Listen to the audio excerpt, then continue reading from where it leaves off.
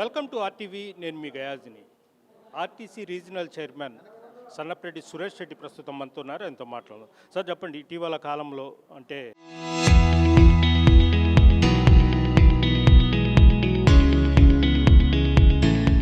అమరావతిని చట్టసభలు ఇదైన తర్వాత జగన్మోహన్ రెడ్డి మావీ గన్ పెడితే అంటే మచిలీపట్నం, విజయవాడ, గుంటూరు మొత్తం కలిపి రాజధాని చేయాలని మావీ గన్ అని చెప్పారు. దాన్ని ఎలా చూస్తారు?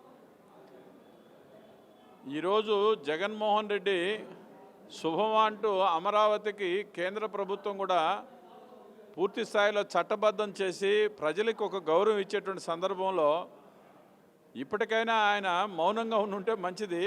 అనవసరంగా మావిగన్ పేరుతో ఆయన ప్రజల్లో నవ్వులు పాలయ్యాడు. ఒక ప్రతిపక్ష నాయకుడిగా ఆంధ్రప్రదేశ్లో ఆయన ఇప్పటికైనా సరే బాధ్యతాయుతంగా ప్రవర్తించాలా. అలా కాకుండా 5 సంవత్సరాల పాటు ముఖ్యమంత్రిగా ఉండి ఈ రాష్ట్రానికి రాజధాని కూడా లేకుండా ప్రజల్లో నవ్వులు పాలు చేసి ఇవాళ 11 స్థానాలు వచ్చి ఆయనే నవ్వులు పాలై మరలా ఇలాంటి మావిగన్ లాంటి స్టేట్మెంట్స్ ఇవ్వడం అనేటువంటిది మంచి పద్ధతి కాదు. ఏదైనా రాజకీయాల్లో ఒక నిర్మాణాత్మకమైనటువంటి ఆలోచనాత్మకమైనటువంటి ఒక సలహాలు ఇవ్వాలి, కానీ ప్రభుత్వాన్ని ఇబ్బంది పెట్టి ప్రజల్ని ఇబ్బంది పెట్టేటువంటి ఆలోచనలు ఇష్టం వచ్చిన రీతిలో ఇవ్వడం అనేటువంటిది మంచిది కాదని నా అభిప్రాయం. అలాగే అంటే కూటమి ప్రభుత్వం మొత్తం రాష్ట్రంలో అంటే కక్షపూరితమైన ఇది చేస్తున్నారు. అంటే లోకేష్ బాబు రెడ్ బుక్ రాజ్యం నడిపిస్తుందని అంటే ఇటు బీజేపీకి కానీ అటు పవన్ కళ్యాణ్ గారికి పెద్దగా చెప్పకపోయినా తెలుగుదేశం పార్టీ మాత్రం విమర్శిస్తున్నారు. మొత్తం కక్షపూరితంగా వ్యవహరిస్తున్నారు. భారతీయ జనతా పార్టీ రాజకీయాలని మేము నిర్మాణాత్మకమైనటువంటి పద్ధతిలో చూస్తాం. ఇష్యూ బేస్డ్గా అక్కడ చేసినటువంటి తప్పొప్పుల ఆధారంగా మనం చర్యలు తీసుకోవాలి, కానీ ఒక ప్రతిపక్ష పార్టీలని వేధించటమో వాళ్ళ దుర్మార్గమైన కేసులు పెట్టడం ఏదైతే ఉందో ఆ పని చేసిన కారణంగానే జగన్ ఇవాళ ఒక రౌడీజంగా దుర్మార్గంగా హింసాయుతంగా చేసిన కారణంగానే 11 సీట్లు ప్రభుత్వం ఇవ్వడం జరిగింది.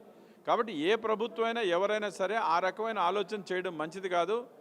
ఇవాళ పరిపాలన అనుభవం కలిగినటువంటి ముఖ్యమంత్రి చంద్రబాబు నాయుడు గారు అలాంటి ఆలోచనలను ఆయన ఖచ్చితంగా ఖండిస్తూ ఉన్నారు. మనం ప్రజాస్వామ్యంలో ఉన్నాం, ప్రజాస్వామ్యయుతమైన పరిపాలన సాగిస్తున్నాం. ఎక్కడ ఈ అధికారులు ఎవరైతే ఉన్నారో దుందుడుకు చర్యలు ఎక్కడన్నా ఉంటే దాన్ని తప్పనిసరిగా కట్టడి చేస్తాం. ప్రధానంగా అంటే స్టేట్లో అంటే కేంద్ర ప్రభుత్వం పథకాలు చాలా ఉన్నాయి. కేంద్ర ప్రభుత్వం సంబంధించిన పథకాల గురించి మాత్రము ఇటు కూటమి ప్రభుత్వం ప్రచారం చేయడం లేదు. అదేవిధంగా బీజేపీ నాయకులు కూడా ప్రచారం చేయడంలో ఫెయిల్డ్ అని ఆరోపణలు అయితే వినిపిస్తున్నాయి. ఈరోజు నరేంద్ర మోడీ గారు చేస్తున్నటువంటి ప్రభుత్వ పథకాలు ఏదైతే ఉన్నాయో పెద్ద ఎత్తున అటు సోషల్ మీడియాలో కానివ్వండి ప్రభుత్వంలో కానీ చర్చ వస్తున్నటువంటి మాట వాస్తవం. ప్రజలందరికీ ఏ కార్యక్రమం నరేంద్ర మోడీ గారు ఇస్తున్నారు ఇవన్నీ తెలుసు. కానీ భారతీయ జనతా పార్టీ నాయకులు కూడా ఎప్పటికప్పుడు మాకున్న పరిమితుల దృష్ట్యా మేము ప్రయత్నం చేస్తూనే ఉన్నాం. కాబట్టి ఈ మా కేంద్ర ప్రభుత్వం యొక్క సంక్షేమ అభివృద్ధి కార్యక్రమాలకు ప్రజలు తెలియదనేటువంటి మాట అవాస్తవం. ఇవాళ దేశం మొత్తం మీద కూడా నరేంద్ర మోడీ అనేటువంటి ఆయన ప్రతి ఇంటికి చేరి ఉన్నారు. ప్రతి పేదవాని గుండెల్లో ఇవాళ నరేంద్ర మోడీ ఉన్నారు. నరేంద్ర మోడీ తెలియనటువంటి ఇల్లు లేదు. చేస్తున్నటువంటి అభివృద్ధి కార్యక్రమాలు కూడా ఖచ్చితంగా తెలుసు. అందువల్లనే మొన్న బీజేపీ అదే రకంగా జనసేన మన తెలుగుదేశం కలవబట్టే ఈ పార్టీ ఇంత పెద్ద ఎత్తున మెజార్టీ సాధించింది అనేటువంటి దానికి ఇదే ప్రత్యక్ష నిదర్శనం. ఒక నెల్లూరు నగరంలోనే బీజేపీకి సంబంధించిన పార్టీ కార్యాలయాన్ని కూడా రాత్రి అంటే మున్సిపాలిటీ వాళ్ళు ఎవరో తీసుకెళ్ళిపోయారు. ఎందుకు ఇలాంటి పరిస్థితి? అంటే తెలుగుదేశం పార్టీ అంటే కూటమి ప్రభుత్వం వాళ్లకు తెలుసు కదా ఎందుకు ఇలా చేశారని. మీరు ఏ విధంగా దీన్ని పోస్ట్ మార్టం చేశారు? ఇది మంచి పద్ధతి కాదు. ఎవరైనా సరే తెలుగుదేశం కానీ బీజేపీకి కానీ ఒక నిర్మాణాత్మకమైనటువంటి రాజకీయ పార్టీలుగా పనిచేస్తున్నటువంటి సందర్భంలో అనేక సంవత్సరాలుగా అక్కడ ఉన్నటువంటి పార్టీ ఆఫీసును ధ్వంసం చేయడమో లేకపోతే అక్కడ ఉన్నటువంటి మా యొక్క పార్టీ జెండాను తీసేయడం ఇది తప్పది. కాబట్టి ఎవరైనా సరే మంత్రి నారాయణ గారు కూడా అలాంటి దుందుడుకు చర్యలను ఖండించాలా. భారతీయ జనతా పార్టీ మేము ఈ రోజున తెలుగుదేశంతోనూ అదే రకంగా జనసేనతో ఇక్కడ కలిసి పనిచేస్తున్నటువంటి సందర్భంలో మాకంటూ కొన్ని పరిమితులు ఉంటాయి. మేము అన్నీ అఫీషియల్గా మాట్లాడలేకపోవచ్చు, కానీ తప్పనిసరిగా మంత్రి గారికి మా యొక్క దీంట్లో జరిగినటువంటి భారతీయ జనతా పార్టీ కార్యకర్తల హృదయాన్ని నొప్పించడం జరిగింది, మేము తెలియజేస్తాం. సార్ ఇంకోటి అంటే మీ రీజనల్ ఆర్టీసీ చైర్మన్గా చేశారు. నెల్లూరు సిటీకి అంటే సిటీ బస్సులు కూడా ఆర్టీసీని తిప్పే ప్రణాళిక రూపొందించారంటున్నారు. ఎన్ని బస్సులు, ఎక్కడి నుంచి ఏ స్టేజ్లు అనేది కొద్ది వివరాలుగా చెప్పు. గత అనేక సంవత్సరాలుగా నెల్లూరులో సిటీ బస్సులు లేనటువంటి విషయం మనం చూస్తూ ఉన్నాం. ఈరోజు ముఖ్యమంత్రి గారు ఎంతో విశాలమైనటువంటి మనసుతో స్త్రీశక్తి పథకాన్ని తీసుకొచ్చి మహిళలకు ఉచిత బస్సు ప్రయాణాన్ని కల్పిస్తున్నారు. అయినప్పటికీ నెల్లూరు నగరంలో ఉన్నటువంటి ప్రజలకి, మహిళలకి ఈ ప్రయోజనం తక్కువగా కలుగుతూ ఉంది. అందువల్ల మనకు ఉన్నటువంటి పల్లె వెలుగు బస్సులు ఒకప్పుడు నెల్లూరు టౌన్లో నుంచి ఎక్కువ మనకి ఆర్టీసీ బస్టాండ్ వరకే ఉన్నటువంటి టౌన్ విస్తరించింది. ఇవాళ విస్తరించినటువంటి సందర్భంలో మాకు అనేక రూట్లలో బస్సులు ఉన్నాయి.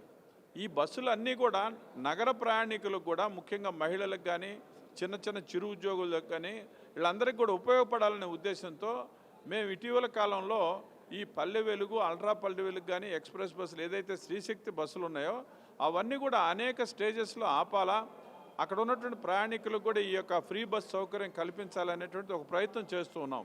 అయితే అనేక దగ్గరలో ఇవాళ ఎండలు తీవ్రంగా ఉన్నటువంటి సందర్భంలో బస్ షెల్టర్స్ లేవు. బస్ షెల్టర్స్ దగ్గర ఉన్న దగ్గర కొంతవరకు ఆ యొక్క ప్రయాణికులు నిలబడగలుగుతున్నారు. ఇవాళ మున్సిపల్ కమిషనర్ గారు కూడా ఈ ఎండల దృష్టిలో అక్కడక్కడ కూడా కొన్ని షామ్యానాలు కూడా వేయడానికి ప్రయత్నం చేస్తున్నారు. ఉదాహరణకు ముత్తుకూరు బస్ స్టాండ్ దగ్గర కూడా వేయడం జరిగింది. ఆ రకంగా వారు కూడా స్టేట్మెంట్ నేను చూడడం జరిగింది. మేము ఎందుకని ఇప్పటి నుంచే ప్రయత్నం చేస్తున్నామంటే నెక్స్ట్ వచ్చేటువంటి 3 నెలల్లో వచ్చేటువంటి మనకి ఎలక్ట్రికల్ బస్సులు ఏదైతే ఉన్నాయో ఈ ఎలక్ట్రికల్ బస్సులంతా కూడా టౌన్ సర్వీసులుగానే తిరగాలి 50 కిలోమీటర్ల పరిధిలో. అంటే నెల్లూరు, అల్లూరు, నెల్లూరు, ముత్తుకూరు లేకపోతే ఇంకొక సెంటర్ 50-60 కిలోమీటర్ల కలవందే టౌన్ సర్వీస్కి కరెక్ట్గా ఉండదు.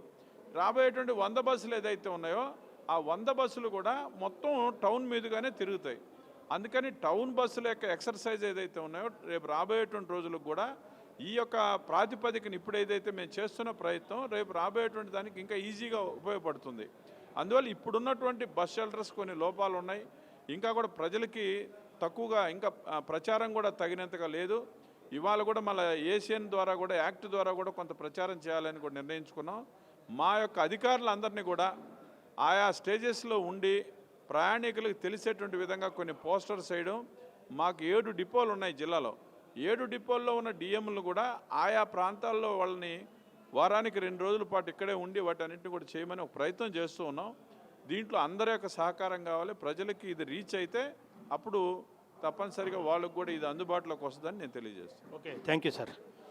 ఇది పరిస్థితి. నెల్లూరు సిటీలోనే త్వరలోనే ఎలక్ట్రిసిటీకి సంబంధించిన సిటీ బస్సులను కూడా ఏర్పాటు చేస్తాము. ప్రతి స్టేజ్లో ఆగే విధంగా ఇది చేస్తాము. అంటే 50 కిలోమీటర్లు, అంటే ఇటు అల్లూరు, ఇటు వెంకటాచలం, ఇటు కశ్మూరు, ఇట్లా ఈ విధంగా 50 కిలోమీటర్ల నుంచి బస్సులు, సిటీ బస్సులు తిరుగుతాయని కూడా సురేష్ రెడ్డి చెప్తున్నారు.